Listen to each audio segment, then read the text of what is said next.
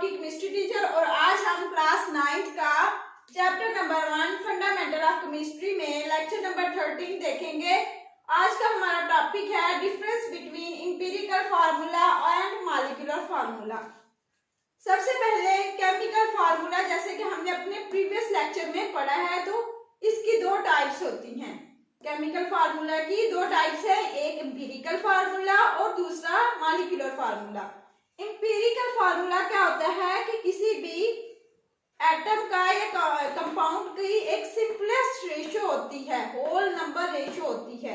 Whole number ratio मतलब उसमें 1 2 3 4 5 so on, उसमें हम होल नंबर ले लेंगे, उसकी रेशियो को हम एम्पिरिकल फार्मूला कहते हैं। मॉलिक्यूलर फार्मूला क्या होता है कि किसी भी जो कंपाउंड का एक्चुअल नंबर होते हैं उसको हम मॉलिक्यूलर फार्मूला कहते हैं।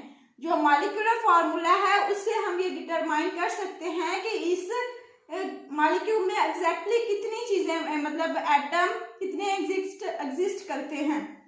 जबकि एम्पिरिकल फार्मूला में हम सिर्फ रेशियो को ही बता सकते हैं कि इसमें इतनी परसेंटेज पाई जाती है किसी भी चीज की।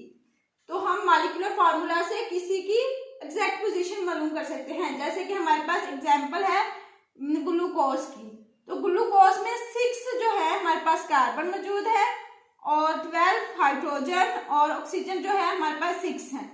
तो इससे हमें ये पता चल जाता है। लेकिन अगर हम एम्पिरिकल फार्मूला में देखें तो ग्लूकोज की रेशियो है CH2O, मतलब कार्बन 1 है, हाइड्रोजन 2 है और ऑक्सीजन 1 है।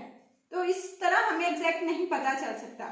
इसे हम डिटरमाइन कर सकते हैं एम्पिरिकल फार्मूला से percentage composition of a compound, किसी भी कंपाउंड की परसेंटेज को देख सकते हैं।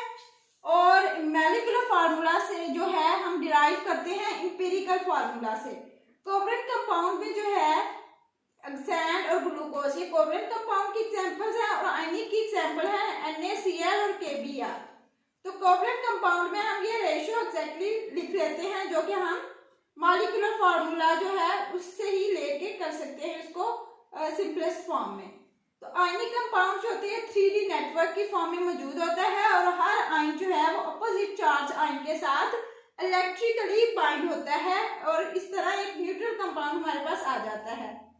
जो सिंपलेस्ट यूनिट है किसी भी आयनिक कंपाउंड का उसको हम फार्मूला यूनिट बोलते हैं, फार्मूला यूनिट बोलते हैं इसको। फिर फार्मूला यूनिट क्या होता है, वही चीज है कि whole number ratio of ion, उसको हम फार्मूला यूनिट कहते हैं। आयनिक कंपाउंड जो है वो सिर्फ एम्पिरिकल फार्मूला में ही शो होते हैं, वो मॉलिक्यूलर फार्मूला शो नहीं कर रहे होते। आयनिक कंपाउंड है एम्पिरिकल फार्मूला। एग्जांपल हमारे पास क्या है, NaCl KBr, मतलब इसमें हम रेशियो बता रहे थे कि कितनी रेशियो हमें रिक्वायर है, कितनी रेशियो हम मालूम कर सकते हैं। और जो मॉलिक्यूलर फार्मूला है उसमें हम एग्जैक्ट चीजों को बताएंगे, जैसे कि हमारे पास एग्जांपल से नजर आ रहा है बेंजीन है और ग्लूकोज की एग्जांपल है। फिर हम देखेंगे कि सेम एम्पिरिकल फार्मूला और मॉलिक्यूलर फार्मूला भी कुछ चीजों का सेम होता है। जैसे कि हमारे पास एग्जांपल है वाटर HCl NaCl, इनका मॉलिक्यूलर फार्मूला भी सेम है और एम्पिरिकल फार्मूला भी सेम है। और एक और चीज है कि हम क्या चीज रिलेशनशिप देख सकते हैं। रिलेशनशिप हम जो है मॉलिक्यूलर फार्मूला और एम्पिरिकल फार्मूला को डिवाइड करेंगे तो हमें मालूम हो सकता है इन दोनों का रिलेशनशिप। और इसके बाद हम देखेंगे कि फार्मूला और मॉलिक्यूलर मास क्या होता है, फार्मूला मास और मॉलिक्यूलर मास क्या होता है। Sum of atomic mass, atomic number एक होता है और एटॉमिक मास, किसी भी जो है कंपाउंड का हम देखेंगे उसका हम एटॉमिक मास लें तो उससे हमें फार्मूला मास का पता चल जाएगा। जैसे कि हाइड्रोजन है, हाइड्रोजन का एटॉमिक मास 1 होता है, तो 2 उसके साथ साथ एटम लगे हुए हैं तो 2 × 1 इज इक्वल टू 2।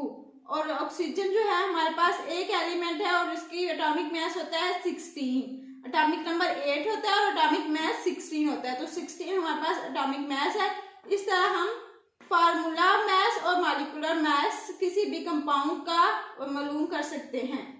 ये था हमारा आज का टॉपिक। होप सो आपको समझ आ गई होगी। इस टॉपिक में किसी को कोई कंफ्यूजन है तो आप पूछ सकते हैं। Thank you for watching. Subscribe करें और अपने दोस्तों के साथ शेयर करें। अल्लाह हाफिज।